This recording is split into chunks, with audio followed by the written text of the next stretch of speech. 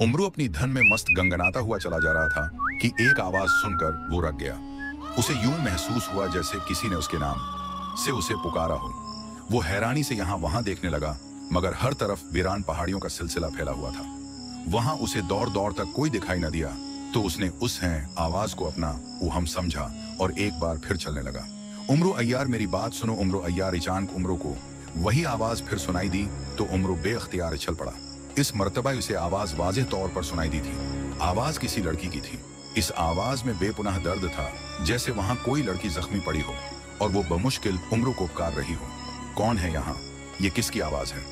उमरद ने चारों तरफ देखते हुए हैरत से कहा, क्योंकि उसे आवाज तो सुनाई दे रही थी लेकिन वहां कोई दिखाई नहीं दे रहा था। ये शमाली पहाड़ी इलाका था।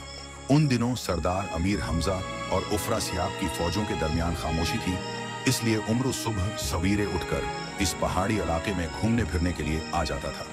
किसी वीरान पहाड़ी गार में बैठकर वो अपनी जंबील में मौजूद दौलत का हिसाब लगाता और फिर वहां गुंठों अपनी दौलत बढ़ाने के बारे में सोचता रहता था।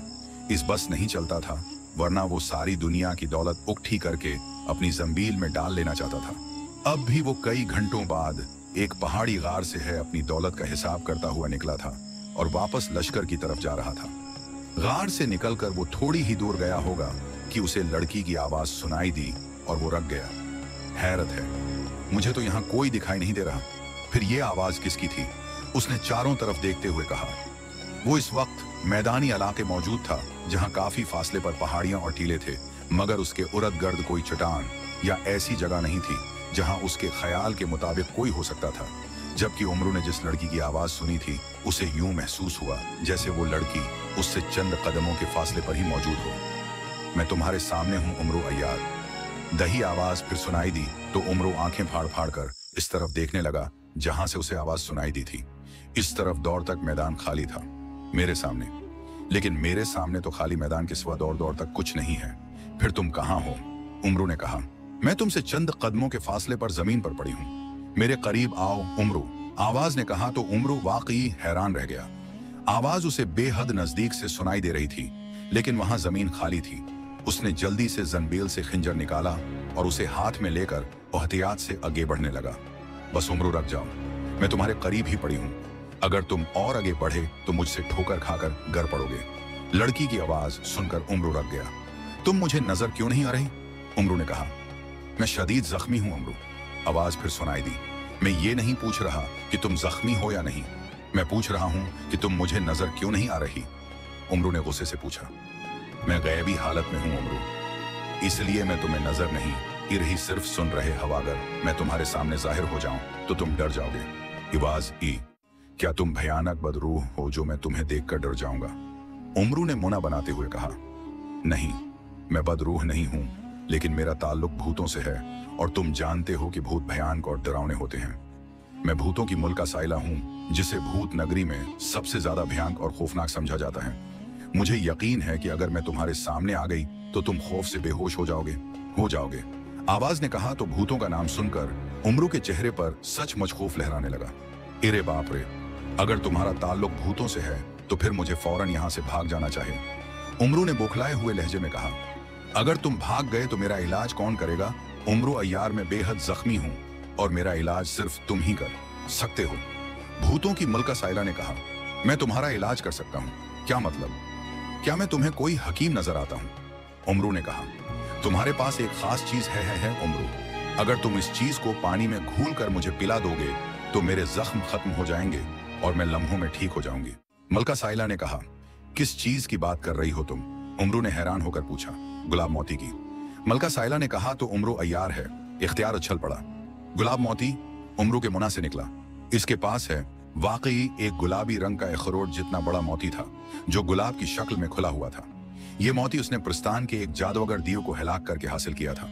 इस मोती के बारे में उमरू अय्यार को बताया गया था कि उसकी कीमत इस दौर के 7 बादशाहों के खजानों से भी कहीं ज्यादा है, जिसकी वजह से उमरू अय्यार इस मोती को अपनी जान से भी ज्यादा अजीज रखता था। गुलाब मोती के बारे में उमरू अय्यार को एक मर्तबा सुनहरी तख्ती ने यह भी बताया था कि अगर इस गुलाब मोती को पानी में घोलकर किसी मरते हुए इंसान को पलाया जाए तो वो भी जी उठता है। लेकिन उसके साथ साथ सुनहरी तख्ती ने उमरू को यह भी बता दिया था कि एक मर्तबा गुलाब मोती पानी में घुलने के बाद अपनी सारी चमक धमक खो बैठेगा और उसकी कीमत कोड़ियों की भी नहीं रह जाएगी, जिसकी वजह से उमरू गुलाब मोती को गलती से भी जंबिल से नहीं निकालता था कि कहीं उस पर पानी की कोई बूंद ना पड़ जाए और उसका बेश कीमत मोती बेमौल होकर रह जाए। यही वजह थी कि वो मुल्का साइला से गुलाब मोती का नाम सुनकर बड़ी तरह से उछल पड़ा था। हाँ अमरू, तुम्हारे पास जो गुलाब मोती है मुझे वो पानी में घोल कर पिला दो। मेरे जिस्म के सारे जख्म खत्म हो जाएंगे और मुझे नई जिंदगी मिल जाएगी। अगर सूरज ढलने तक तुमने मुझे गुलाब मोती पानी में घोल कर ना पिलाया तो मैं हमेशा के लिए फना हो जाऊंगी, और अगर मैं फना हो गई तो मेरे साथ साथ मेरी भूत नगरी के तमाम भूत भी फना हो जाएंगे जो सिर्फ मेरे साथ जिंदा है। मलका साइला ने कहा, होना, मगर तुमसे किसने कहा है कि मेरे पास गुलाब मोती है और तुम मेरे बारे में कैसे जानती हो? उमरू ने होंठ चबाते हुए कहा, मुझे तुम्हारे बारे में पाताल के काले बोने ने बताया है। उमरू अय्यार, में उसकी मदद से उसी हालत में यहाँ आई हूँ ताकि मैं आसानी से तुम तक पहुंच सकूं और तुमसे मदद हासिल कर सकूं। वो बाखबर बोना है और उसे हर बात का इल्म है। मलका साइला ने जवाब देते हुए कहा, मगर तुम्हें क्या हुआ है? तुम इस कदर जख्मी क्यों हो? उमरू ने पूछा। मैं जमीन के नीचे जहां रहती हूँ वहां बहुत से कुदरती गार हैं। एक रोज मैं अपने गार में आराम कर रही थी कि जमीन के दबाव की वजह से वो गार मुझ पर गिर गया। मैं इस गार में दबकर हिलाक होने से तो बीच गई, मगर शदीद जख्मी हो गई थी। मेरे जख्मों का इलाज पाताल का काला बोना ही कर रहा था, मगर उसे कामयाबी नहीं हो रही थी और मेरे जख्म दिन बदन खराब होते जा रहे थे, जिसकी वजह से उसने हिसाब लगाया तो उसे मालूम हुआ कि मेरे जख्मों का इलाज सिर्फ गुलाब मोती है और वो गुलाब मोती तुम्हारे पास है। काले बोने ने मुझे बताया था कि उमरू अय्यार लालची जरूर है, मगर वो बेहद हमदर्द इंसान है। मजलूमों की मदद करना और बीमारों को शफा दिलाना वो अपना फर्ज है, समझता है। काले बोने ने अपने इल्म से तुम्हारे बारे में मालूम किया तो तुम इन पहाड़ियों में मौजूद थे, जिस पर काले बोने ने मुझे सारी बात समझाकर यहाँ भेज दिया था। मलका साहिला ने तफसील बताते हुए कहा, वो तो ठीक है, लेकिन काले बोने को गलत फहमी हुई है। मेरे पास गुलाब नाम का कोई मोती नहीं है। तुम ऐसा करो, मेरे सामने जाहिर हो जाओ, मैं तुम्हारे जख्मों को देखता हूँ। हो सकता है उनका मैं किसी और दवा से इलाज कर दूं और तुम शफायाब हो जाओ। उमरू ने कहा, नहीं उमरू, मैं यहां जाहिर नहीं हो सकती। मलका साइला ने कहा, वो क्यों? उमरू ने पूछा। मेरा ताल्लुक भूतों से है। इंसानी दुनिया या जमीन की सतह पर मुझे रख्मी हालत में नमूदार होने की इजाजत नहीं है। अगर मैं उस हालत में जमीन की सतह पर किसी भी जगह नमूदार हुई तो उसी लम्हे जलकर राख हो जाऊंगी। हाँ, अगर मैं गुलाब मोती का पानी पी लूंगी और मेरे जख्म खत्म हो जाएंगे तो फिर मैं तुम्हारे सामने आ जाऊंगी। मलका सानिला ने कहा, ओह, तो ये बात है। तुम मुझे अपने जख्मों की तफसील बता दो, मैं कोई ना कोई हल बता दूंगा। उमरू ने कहा, जख्मों से मेरा सारा जिस्म भरा हुआ है, जिसकी वजह से मेरा जिस्म गल सड़ रहा है। ऐसा समझ लो जैसे कोई इंसान आग में जिंदा जल गया हो और उसकी सारी खाल और गोशत जलकर सयाह हो गया हो, वही हाल मेरा है। मलका साइला ने कहा, तुम भूतों की मलका हो, क्या तुम्हारे जिस्म पर है गोशत और खाल है? उमरू ने पूछा। नहीं, हम हवाई मखलूक होती हैं, न हमारे जिस्म पर खाल है, न गोशत और न ही हड्डियां होती हैं। मलका साइला ने कहा, वो अगर तुम्हारी हड्डियां और गोशत ही नहीं है तो मैं तुम्हारा इलाज किया करूंगा। उमरू ने मुना बनाकर कहा, उसी लिए तो कह रही हूं कि तुम मुझे गुलाब मोती पानी में घोल कर दे दो, मैं इस लम्हे तंदुरुस्त हो जाऊंगी। मलका साइला ने कहा, वो फिर वही बात, जब मैं कह रहा हूं कि मेरे पास गुलाब मोती नहीं है तो तुम मेरी बात का यकीन हो जाओगे, क्यों नहीं कर रही? उमरू ने सिर झटक कर कहा, काला बोना गलत नहीं कह सकता उमरू, उसके कहने के मुताबिक गुलाब मोती तुम्हारे पास ही है। मलका साइला ने कहा, होना, काले बोने ने कह दिया तो क्या उसकी बात दरस्त हो गई? उमरू ने गसीले लहजे में कहा, वो मलका साइला को किसी भी हालत में गुलाब मोती नहीं देना चाहता था। वो है जानता था कि अगर उसने गुलाब मोती को पानी में घोल दिया तो उसकी सारी कीमत खत्म हो जाएगी। उसकी बात सुनकर गैबी हालत में मौजूद भूतों की मलका साइला खामोश हो गई थी, जैसे वो समझ ही न पा रही थी कि वो क्या कहे। ठीक है उमरू अय्यार, अगर तुम मुझे गुलाब मोती नहीं देना चाहते तो न दो, मैं यहीं पड़ी तड़प तड़प कर फना हो जाऊंगी। मैं सोच रही थी कि अगर तुम गुलाब मोती मुझे दे दोगे और मैं उससे तंदुरुस्त हो जाऊंगी तो मैं तुम्हें 7 ऐसे गुलाब हीरों का पता बता दूंगी जिनकी कीमत तुम्हारे गुलाब मोती से हजारों गुना ज्यादा है। मलका साइला की थकी थकी आवाज सुनाई दी। किताब हीरों का सुनकर उमरू एक बार फिर उछल पड़ा था। गुलाब हीरे, उमरू अय्यार के मुंह से निकला। हाँ उमरू अय्यार, मैं 7 गुलाब हीरों के बारे में जानती हूँ कि वो कहाँ हैं, और मैं तुम्हें यह भी बता दूं कि 1 गुलाब हीरे हैं। हीरे की कीमत तुम्हारी दुनिया के 10 बादशाहों के खजानों से भी कहीं ज्यादा है। मलका साइला ने कहा तो उम्र अय्यार का चेहरा टमाटर की तरह सर्ख होता चला गया। ओ, वो कहाँ है गुलाब हीरे, मुझे बताओ मलका साइला। मैं उम्र ने मसरत भरे लहजे में कहा, जब तुम मुझे गुलाब मोती देने के लिए रजामंद नहीं हो रहे तो मैं तुम्हें गुलाब हीरों के बारे में क्यों बताऊं? मलका साइला ने नाराज लहजे में कहा, देखो मलका साइला, तुम बुरी तरह से जख्मी हो और तुमने खुद कहा है कि तुम सूरज ढलते ही हलाक हो जाओगी। हलाक होने से पहले अगर तुम मुझे गुलाब हीरों के बारे में बता दोगी तो ये तुम्हारा मुझ पर ही नहीं, पूरी दुनिया के इंसानों पर एहसान होगा। मैं इन हीरों को हासिल करके इंसानियत की भलाई के काम करूंगा। मैं रहती दुनिया तक तुम्हारा नाम जिंदा रखूंगा। उम्रू ने कहा। उसके लहजे में लालच कोट कोट कर भरा हुआ था। मुझे अपना नाम जिंदा नहीं रखना, मैं खुद जिंदा रहना चाहती हूं। मलका साइला ने गुस्सीले लहजे में कहा, लेकिन तुम्हें जिंदा रखने के लिए मैं गुलाब मोती कहां से लाऊं? उम्रू ने परेशान होते हुए कहा, यह मैं नहीं जानती। अगर तुम 7 गुलाब हीरे हासिल करना चाहते हो तो पहले मुझे गुलाब मोती ला कर दो। मलका साइला ने कहा तो उम्रू ने गुस्से और परेशानी के आलम में होंठ खींच लिए, तो तुम मुझे गुलाब हीरों के बारे में नहीं बताओगी? उम्रू ने गुर्रा कर कहा, नहीं, गुलाब मोती हासिल किए बगैर मैं नहीं बताऊंगी। मलका साइला ने भी गुस्सीले लहजे में कहा तो उमर वो तांबला कर रह गया। मलका साइला गायब थी। अगर वो उम्रू के सामने होती तो उम्रू का दिल चाह रहा था कि वो मलका साइला की गर्दन पर खंजर इब्राहिमी रखकर उससे गुलाब हीरों के बारे में अगलवा लेता। ठीक है मलका साइला, मैं तुम्हें गुलाब मोती देने के लिए तैयार हूं, लेकिन उसके लिए तुम्हें मेरी एक शर्त मानी होगी। उम्रू ने काफी देर सोचने के बाद कहा, कैसी शर्त? मलका साइला ने कहा, पहले मुझे गुलाब हीरों के बारे में तुम्हें बताना होगा कि वो कहाँ हैं और मैं उन्हें कैसे हासिल कर सकता हूं। मैं उन हीरों को हासिल करके यहां आऊंगा और फिर अपने हाथों से गुलाब मोती को पानी में घोलकर तुम्हें पला दूंगा। उम्रू ने कहा, मुझसे आयारी मत करो उम्रू अय्यार। तुम चाहते हो कि मैं तुम्हारी आयारी में आकर तुम्हें गुलाब हीरों के बारे में बता दूं और तुम जाकर उन हीरों को हासिल कर लो और मैं यहां तुम्हारे इंतजार में पड़े पड़े हलाक हो जाऊं। मलका साइला ने कहा तो उम्रू ने बेअख्तियार होंठ खींच लिए। मलका साइला जरूरत से ज्यादा ही अक्लमंद थी जो उम्रू की अयारी को भानप गई थी। होना ठीक है, मत बताओ गुलाब हीरों के बारे में। मुझे क्या, तुम खुद ही यहां तड़प तड़प कर फना हो जाओगी। उम्रू ने मुना बनाते हुए कहा, तो तुम मुझे गुलाब मोती नहीं देना चाहते? मलका ने कहा, नहीं, कभी नहीं। उम्रू ने अटल लहजे में कहा, ठीक है, तुम्हारी मर्जी, तुम जाओ यहां से।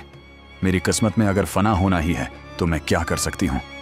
मलका ने मायूसी के आलम में कहा तो उम्रू अय्यार का दिल चाहा कि वो अपना सिर पैट ले। मलका साइला किसी भी तरह उसकी अयारी के जाल में नहीं आ रही थी। क्या ये तुम्हारा आखिरी फैसला है? उम्रू ने होंठ भींचते हुए कहा, हाँ, लेकिन एक सूरत हो सकती है।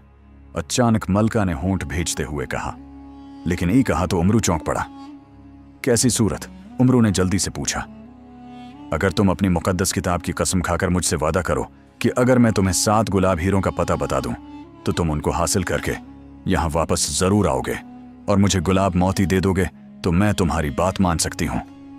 मलका साइला ने कहा तो उम्र तांबला कर रह गया। मैं वादा कर सकता हूं मगर मुकद्दस किताब की कसम नहीं खा सकता। उम्रू ने सर्द लहजे में कहा, तो फिर जाओ, मुझे वाकई तुम्हारी कोई जरूरत नहीं है। मलका साइला ने कहा तो उम्रू गुस्से से बल खाकर रह गया। वो चंद लम्हे सोचता रहा, फिर उसने कुछ सोचकर जंबील से सुलेमानी चादर निकाली और अपने कांधों पर डालकर गायब हो गया। गायब होने के बाद उसने जंबील से सुनहरी तख्ती निकाली और उससे मलका की सच्चाई और गुलाब हीरों के बारे में पूछा। तो सुनहरी तख्ती पर फौरन सियाह हुरूफ अभर आए जिस पर लिखा था कि मलका की हर बात सच है और गुलाब हीरों के बारे में सिर्फ वही जानती है। अगर उम्रू अय्यार गुलाबी हीरे हासिल करना चाहता है तो उसे मलका साइला की मदद करनी होगी, वरना वो होगी गुलाबी हीरों के बारे में कभी कुछ नहीं जान सकेगा। न इस सिलसिले में सुनहरी तख्ती उसकी कोई रहनुमाई करेगी। उम्रू ने जंबील से बोलने वाली गुड़िया निकाली, मगर बोलने वाली गुड़िया के भी वही अल्फाज थे जो सुनहरी सख्ती के थे। फिर उमरू अय्यार ने जंबील के मुहाफिज होने से पूछा। जंबील के मुहाफिज बोने ने भी उमरू को यही जवाब दिया। साथ ही उसने कहा कि उमरू अय्यार एक मजलूम की मदद करने से कुतरा रहा है। अगर उसने मुल्का साइला की मदद न की और मुल्का हलाक हो गई तो उमरू की जंबील के सारे खजाने गायब हो जाएंगे और उसकी जंबील के साथ जंबील में मौजूद तमाम करामाती चीजें भी बेअसर हो जाएंगी। जंबील के मुहाफिज बोने की ये बात सुनकर उमरू परेशान हो गया था। अब वो मलका साइला की बात मानने पर मजबूर हो गया था, वरना वो अपनी जंबील और जंबील में मौजूद अपनी दौलत से हाथ धो बैठता। वो कुछ देर सोचता रहा, फिर उसने कांधों से सुलेमानी चादर उतारी और जाहिर हो गया।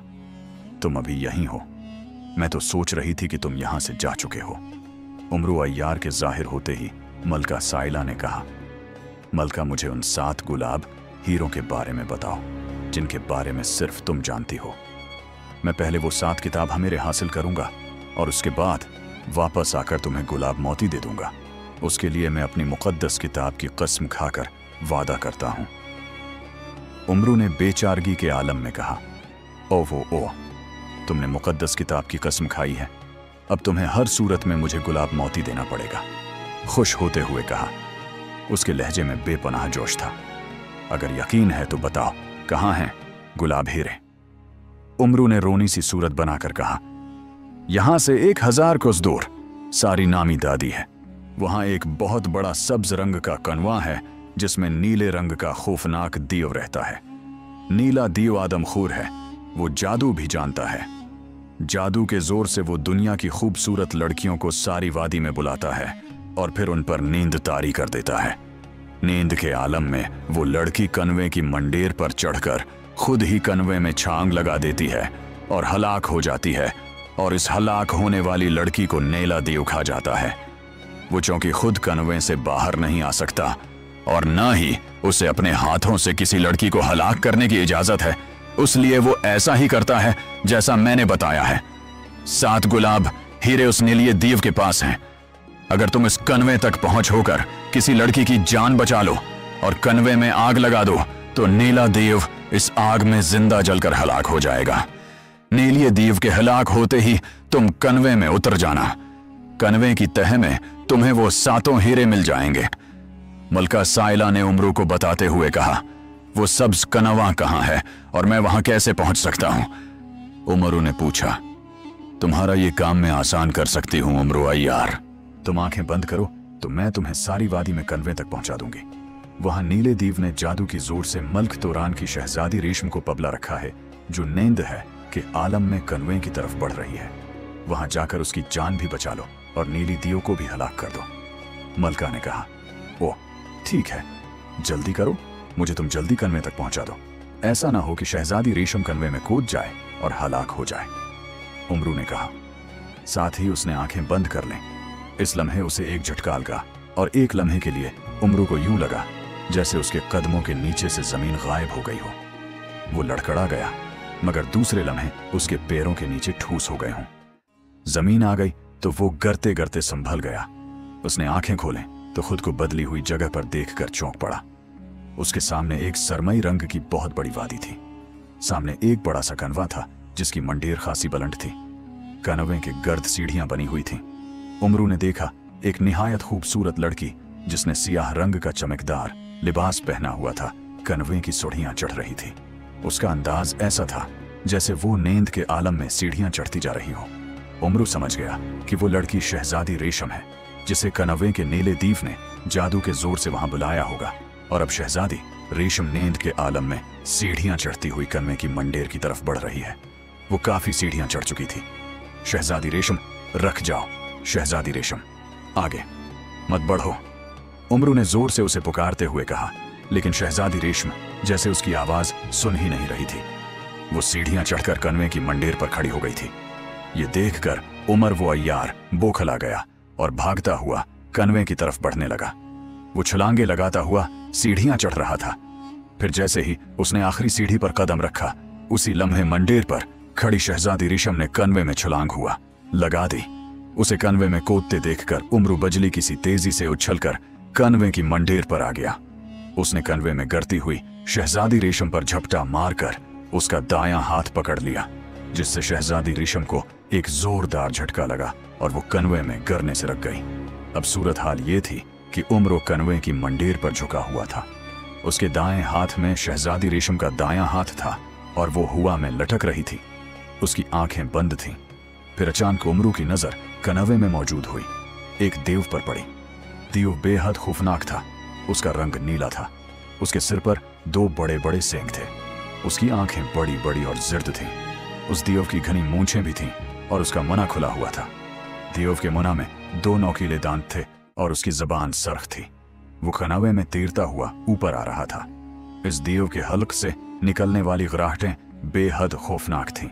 नीले देव को ऊपर उठते देखकर उमरू ने अपना दूसरा हाथ बढ़ाकर शहजादी रेशम का दूसरा हाथ पकड़ा और उसे जोर लगाकर ऊपर खींच लिया।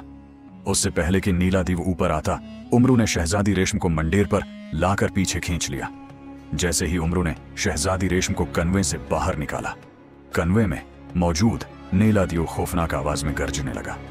वो चौंकि कनवे से बाहर नहीं आ सकता था, इसलिए कनवे में ही खौफनाक आवाजों में करना शुरू हो गया था। उमरू ने शहजादी रेशम को अपनी जंबील में डाल लिया। अब उसके चेहरे पर गहरा सुकून आ गया था। उसने निहायत तेज रफ्तारी का मुजाहिरा करके शहजादी हो गया था। रेशम को यकीनी मौत से बचा लिया था। जितना गर्जना है गर्ज, लो आदम खोर दियो, मैं अभी तुम्हारा इंतजाम करता हूं, उमरू ने घुराते हुए कहा। उसने जंबील से 2 सियाह रंग की लकड़ियां निकालें। तलसमी लकड़ियां थीं जिन्हें जलाकर उमरू अगर किसी बहुत बड़ी वादी में भी फेंक देता तो वादी में हर तरफ आग भड़क उठती और उसके शाले आसमान से बातें करने लगती। उमरू ने उन लकड़ियों को आपस में जोर से रगड़ा तो लकड़ियों के सरों पर आग जल गई। उमरू ने आग जलते ही उन दोनों लकड़ियों को कनवे में उछाल दिया। जलती हुई लकड़ियां कनवे में गिरें और फिर अचानक कनुआ जैसे खौफनाक आग से भर गया। आग के शोले कनवे से बाहर आ रहे थे। कनवे में मौजूद नीला दीव आग में बड़ी तरह से जलते हुए चंगाड़ने लगा, मगर खौफनाक आग ने उसे चंद ही लम्हों में उसे जलाकर राख बना दिया। जैसे ही नीला दीव जलकर हलाक हुआ, कनवे की आग बुझ गई। उमरू ने कनवे की मंडेर पर आकर कनवे में झांका तो उसे नीचे नीले दीव की जलती हुई लाश पड़ी नजर आई। उमरू ने जंबील से सुनहरी चुपले निकालकर पहने और कनवे में कूद गया। उसे नीले दीव के पास उखरूट से बड़े सरख रंग के 7 हीरे दिखाई दिए जो गुलाब की शक्ल के थे। उमरू उन हीरों पर टूट पड़ा। 7 गुलाब हीरे पाकर वो बेहद खुश था। उसने गुलाब हीरे जंबील में डाले। फिर उसने जंबील से तुलसमी अंगूठी निकालकर दाएं हाथ की अंगुली में पहनी और उसकी मदद हो गई। से उस मैदान में वापस आ गया जहां मलका साइला गैबी हालत में उसे मिली थी। तुम आ गए उमरू अय्यार। उमरू जैसे ही इस जगह नमूदार हुआ जहां भूतों की मलका मौजूद थी, मलका साइला ने उससे मुखातब होकर कहा, हाँ। उमरू ने कहा, क्या गुलाब हीरे तुम्हें मिल गए हैं? मलका साइला ने कहा, हाँ, मिल गए हैं। उमरू ने बीजार से लहजे में कहा, तो फिर अपना वादा पूरा करो और मुझे गुलाब मोती पानी में घोल कर दे दो ताकि मैं भी मुसीबतों से नजात हासिल कर लूं। मलका साइला ने कहा, गुलाब मोती तो मैं तुम्हें दे दूं, मगर यहां तो उजाड़ बियाबान इलाका है, मैं तुम्हारे लिए पानी कहां से लाऊं? गा। उमरू ने कहा, तुम फिक्र मत करो, पानी में ला देती हूं। मलका ने कहा। इसी लम्हे धमाका सा हुआ और जमीन पर मिट्टी का एक कटोरा नजर आने लगा जिसमें पानी भरा हुआ था। उमरू ने मायूसी से सर झटका और झुककर नीचे बैठ गया। उसने जंबील से गुलाब मोती निकाला जो सरख रंग का था और वाकई किसी गुलाब की तरह खुला हुआ था। उमरू कुछ वीर है, हसरत ज़दा नजरों से गुलाब मोती को देखता रहा। फिर उसने रोनी की सूरत बनाकर गुलाब मोती पानी के कटोरे में डाल दिया। जैसे ही गुलाब मोती कटोरे में गिरा, उसने अपना रंग छोड़ना शुरू कर दिया। देखते ही देखते पानी खून की तरह सर्ख हो गया। फिर कटोरा खुद भी खुद उठा और तुरछा हो गया। यूं लग रहा था जैसे कोई कटोरे से पानी पी रहा हो।